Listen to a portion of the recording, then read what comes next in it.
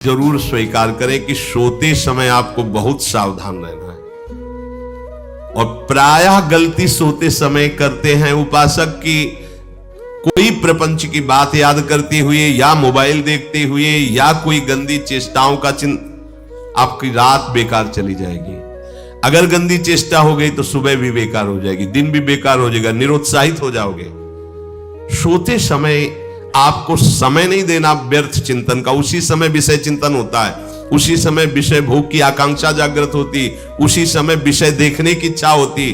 Mobile है तो जिस समय आप अपनी शैया पर जाएं स्विच ऑफ कर दें। उसमें मैसेज घंटी आने का कोई भी रास्ता मत रखें। मान लीजिए आप उपासक हैं भगवत प्राप्ति के, 30-35 वर्ष ये नहीं था तो सब मर नहीं गए थे।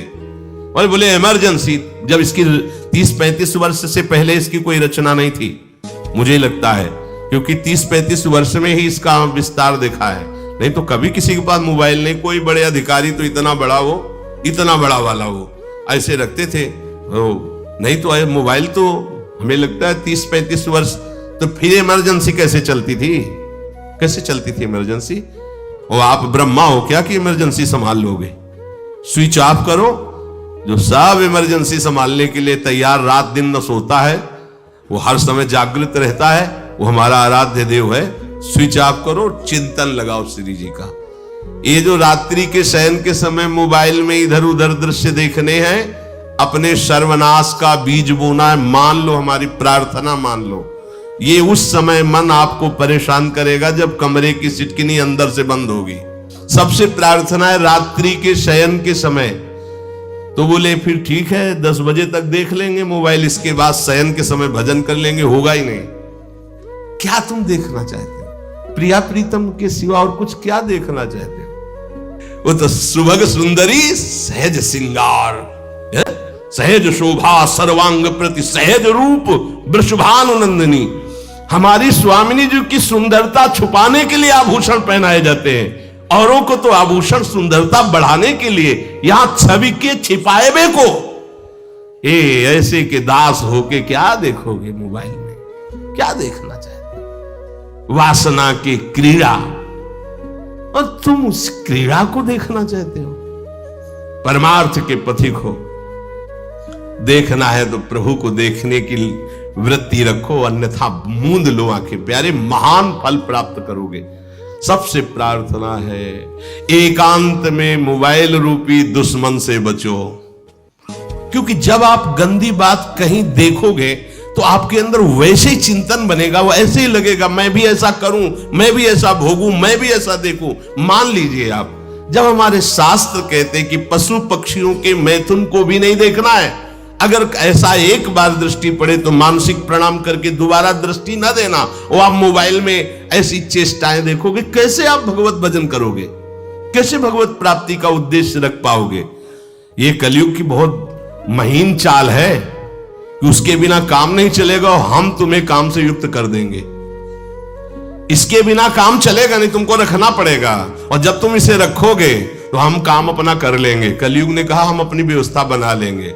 यहां कह रहे जब आप नींद में जा रहे हैं तो बिल्कुल मानो मृत्यु शैया पे जा रहे हैं। आपको उस समय नाम जप में बहुत ध्यान देना है, कहीं मन बहक ना जाए। तो क्या होगा, 5-6 घंटे जो आप लेटोगे ना, वो भी भजन हो जाएगा। हमारा जो सततम योमाम स्मरति नित्यशा है ना, ये पूरा हो जाएगा। नहीं, उस समय हम सो जाएंगे तो हमारा 6 घंटे का भी योग हो गया, 6 घंटे भजन रुक जाएगा। और ये 100% पक्की बात अनुभव की कहते हैं। यदि सोते हुए भजन करोगे तो जगते, कई बार तो पकड़ा है कि अगर आधे पद में बेशुद्ध हो गए तो वो पद पूरा जगते ही शुरू हो गया है। मतलब बीच में स्थिति भागवती की रही। जैसे बेहोश करते समय हमने कहा था जब ऑपरेशन के हमें बता देना, तो उनका बाबा अब इंजेक्शन लगाने वाले हैं, तो वो 1 मिनट हमें केवल दीजिए, अपनी चित्तवृत्ति। तो जब होश आया तो वही पहले चिंतन चल रहा था, वही चिंतन। जैसे सोने के समय बेहोश हुए तो जगने के समय वही चिंतन, ऐसे ही इंजेक्शन से जब बेहोश हुए और जब होश आया तो वही चिंतन चल। बहुत बड़ा चमत्कार अभ्यास का है। नींद खुले तब से लेकर गाढ़ नींद आने तक स्मरण में कभी रुकना नहीं। और आपको एक छूट दे रहे हैं, कभी कभी क्या होता है कि एक मंत्र में, एक नाम में जैसे बहुत देर अभ्यास करते हैं तो मन ऊबने लगता है। इसका स्वभाव है, ये अनुभव की बातें कहते हैं। इसका स्वभाव है नवम नवम, नहीं तो ये मतलब, तो इसको हम लोगों ने कैसे फंसाया है। जैसे गुरु मंत्र जप रहे, अब 2-3 घंटे लगातार गुरु मंत्र जप, अब इसको ऊबन बढ़ी, अब ये छोड़ रहा है, बीच बीच में पता चलता है छोड़ना चाहता है, छोड़ रहा है, तुरंत इसको नाम में फंसाया। अब थोड़ी देर नाम में चला, फिर उभरा, बहुत विचित्र है ये, अब उसको फंसा दिया। उस पीछे की बात अभ्यास के समय, नमामि शमीशान निर्वाण रूपम विभुम व्यापकम ब्रह्मवेद स्वरूपम। चिंतन, पदगान कर रहे, ये भगवान शिव पदगान कर रहे हैं, और उसका चिंतन, निर्वाण रूपम विभुम व्यापकम ब्रह्मवेद स्वरूपम। अब अपने यहां अवसर है, सुंदर सुंदर कोई पद गुरु मंत्र जब करते हुए मन जब ऊमने लगे, राधा वल्लभ श्री हरिवंश, राधा वल्लभ श्री हरिवंश, राधा वल्लभ श्री हरिवंश, इसमें भी उबलने लगे, शुरू कर, जोई जोई प्यारो करे सोई मोही भावे, भावे मोही जोई, इसमें भी उबलने लगे। सुधा निधि का कोई एक लाइन ले लो, ब्रह्मेश्वरादि सुदुरूह पदारविंद श्रीमत् पराग परमाद्भुत वैभव, ब्रह्मेश्वरादि सुदुरूह छोड़ना नहीं है, तू भाग में नवम नवम दे रहा हूं, नवम नवम। इसको फंसाने के लिए आपके पास अस्त्र हो, जैसे यहां चाकू, यहां पिस्तौल, तलवार, ये वो सब बिल्कुल वीर सजा रहता है, ऐसे ही अपने लोग सजे रहते। छोटा राधा, अब एकदम चिपक गया आके तो कैसे मारे, तो छोटी चाकू है ना, वैसे राधा राधा राधा, थोड़ा दूरी राधा वल्लभ श्री हरिवंश, थोड़ा दूरी गुरु मंत्र, बड़े बड़े अस्त्र अपने पास रख ले, बहुत भाग रहा है तो फंसा दिया। प्रथम यथावति प्रणव श्री, अब लग पूरा पदगा, पूरा पदगा उसमें लग, प्रथम यथामति प्रणव। भोजन पाते समय ऐसा अभ्यास किया है, 1 घंटा के पहले भोजन नहीं होता, चाहे 2 रोटी पाना हो, समय लगता है भोजन, आराम एक एक नाम, एक एक, कुछ भी हल्ला मचाओ, कोई फर्क नहीं पड़ेगा, अपना चलेगा।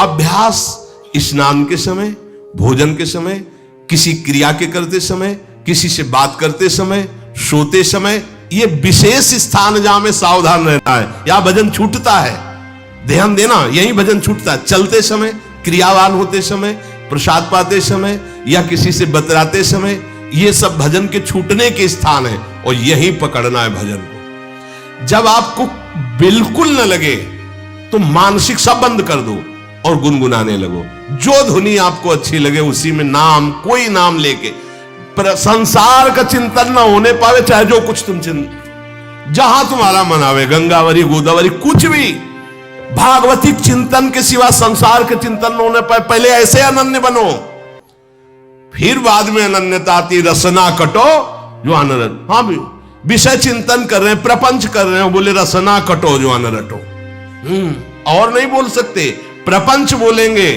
बस, रसना कटो, ये शब्द वहां नहीं आते। पहले हम आपको छूट देते, भक्त चरित्र, भगवान की चरित्र, नाम कीर्तन मंत्र, जो भी चाहो, संसार का चिंतन मत होने देना, पहले ये पकड़ो, फिर आगे चल करके जब पवित्र हृदय होगा तब ये निष्ठा आती, रसना कटो जो अन रटो, निरखियन फुटो नयन। मान लो संसार का चिंतन नहीं करने देना है इसको, आप जैसे बने वैसे करो भागवतिक चिंतन, कोई नाम ले लो, कोई मंत्र ले लो, तुम्हें जो प्रिय लगे, हम छूट देते हैं। ये नहीं करे कि रसना कटो जो अन रटो, ये बाद की बात है, हमें पहले इसका संसार चिंतन रोकना है। कैसे छूटेगा, कैसे छूटेगा, हमें यह पकड़ना, नहीं तो निष्ठा की बात, जो हरि नाम जगत शिरोमणि वंश बिना कब हूं, हरिवंश बोलेंगे नहीं, हरि बोलना नहीं है, हरि बोलना नहीं, क्योंकि जो हरि नाम जगत शिरोमणि वंश बिना, हरिवंश बोलना नहीं है, क्योंकि प्रपंच में रहती है। तो क्या करो, जो तुम्हें प्रिय लगे पहले उसे पकड़ो। ये हम अंदर की बात कह रहे, प्रवचन की बात नहीं कह रहे, मन को फंसाना है हमें। राम कृष्ण हरि जहां लगे इसको लगा, पहले इसको फंसाओ, संसार का चिंतन न होने दे। गीता, भागवत, भक्त चरित्र, कुछ भी कहीं भी इसे फंसाओ, पहले संसार का चिंतन न होने दो, फिर लाओ इसको घुमा के निकुंज वाटिका में। फिर तो भागेगा ही नहीं, फिर नहीं भागेगा। अब सीधे निकुंज वाटिका में किसी महाभाग्यशाली गुरु आश्रित का लगेगा, अन्यथा बहुत प्रपंची मन है। आप आश्रय इधर का लोगे, प्रपंच का चिंतन करोगे, बात बनेगी नहीं। चिंतन छोड़ना है हमें, जैसे बने तैसे संसार का चिंतन छूट जाए तो हम विजय को प्राप्त होंगे। ध्यान दीजिए, इस परमात्म तत्व को वही प्राप्त कर पाता है जिसका राग बीत गया है, खत्म हो गया है, वैराग्यवान। ज्यादा परिश्रम नहीं है वैराग्य में, विवेक नहीं होने के कारण हम वैराग्य नहीं धारण कर पाते। हम बाहरी बातों को वैराग्य ले लेते हैं, ऐसा कपड़ा बदल लेना या कपड़ा ना पहनना या लौकी का कमंडल, मिट्टी का पात्र, तो हम अपने को वैरागी। बात यहां नहीं रुकेगी। वैराग्य का इतना ही मतलब नहीं, ये भी एक बाह्य अंग है वैराग्य का, पर वैराग्य का सच्चा स्वरूप है वीतरागा। कहीं कुछ भी अच्छा नहीं लग रहा, कोई भी सुख आकर्षित नहीं कर रहा, लोक लोकांतर की प्रतिष्ठा, मान, सुख, ऐश्वर्य, व्यक्ति, कुछ अच्छा नहीं, राग खत्म हो गया। ऐसा उस अक्षर ब्रह्म को, अविनाशी तत्व को जान पाता है। जगते भयो फिरे बैरागी, जैसी हरिवंश प्रपंच बंच सब ये काल ब्याल को खायो। हालत यह है कि जैसे सांप ने मेढक को पकड़ रखा और मेढक सामने पतिंगा को, कीड़े को पकड़ना चाहता है, उसे यह पता नहीं कि मैं खुद किसी का कवल बन चुका हूं, वो एक झटके में मुझे अपने पेट में ले जाएगा। ऐसे ही हम सब हैं, काल के द्वारा ग्रसित है। काल ने हमें पकड़ रखा है, पर हम भोग भोगना चाहते हैं। हम नाना प्रकार की मान प्रतिष्ठा पाना चाहिए, ये पता नहीं एक झटके में हमारा अस्तित्व ही खत्म हो जाएगा। जिनके अंतःकरण में किसी भी व्यक्ति, वस्तु, स्थान, पद, प्रतिष्ठा का राग ही नहीं रह गया है, उसे कहते हैं वैराग्यवान। वीतरागाः, राग ही नहीं है। जिनका अंतःकरण निष्पाप, निर्मल हो चुका है, जिनके हृदय में केवल भगवत प्राप्ति की उत्कट लालसा जागृत हो गई है, ऐसा साधन संपन्न उपासक परमात्म तत्व में प्रवेश पाता है। अध्यात्म मार्ग की ऊंचाई पर वो स्थित हो जाता है। यदि छंतु ब्रह्मचर्यम चरंती, जिनकी इच्छा एकमात्र भगवत प्राप्ति की है, यदि छंतो, उनको क्या करना होगा? ब्रह्मचर्यम चरंती, ब्रह्मचर्य का पालन करना होगा। प्रत्येक इंद्रियों का निर्विषय हो जाना वास्तविक ब्रह्मचर्य है। केवल जनेंद्रिय से ही ब्रह्मचर्य को नहीं लेते। हमारी प्रत्येक इंद्रिय भोगों से रहित होकर भगवत अनुराग में, नेत्र प्रभु को देखना चाहते हैं, त्वगेंद्रिय प्रभु को स्पर्श करना चाहती है, घ्राणेंद्रिय प्रभु के श्री अंग की गंध पाना चाहती है, श्रवणेंद्रिय प्रभु के वचन सुनना चाहती है। एक एक इंद्रिय अपने प्रभु में लग गई, अंतर्मुख हो गई, बाहर विषयों का त्याग हो गया। इसे ब्रह्मचर्य कहते हैं। पर प्रारंभिक ब्रह्मचर्य में जनेंद्रिय का ब्रह्मचर्य अत्यंत आवश्यक है। यदि जनेंद्रिय जन्य व्यभिचार दोष से युक्त है तो कदापि उसे भगवत प्राप्ति नहीं हो सकती। शुभ गति व्यभिचारी शुभ गति चाहे, असंभव। और भगवत मार्ग में सबसे बड़ा दुश्मन यही व्यभिचार दोष है, काम। इसी से हमारा हृदय मलिन होता रहता है, अंधा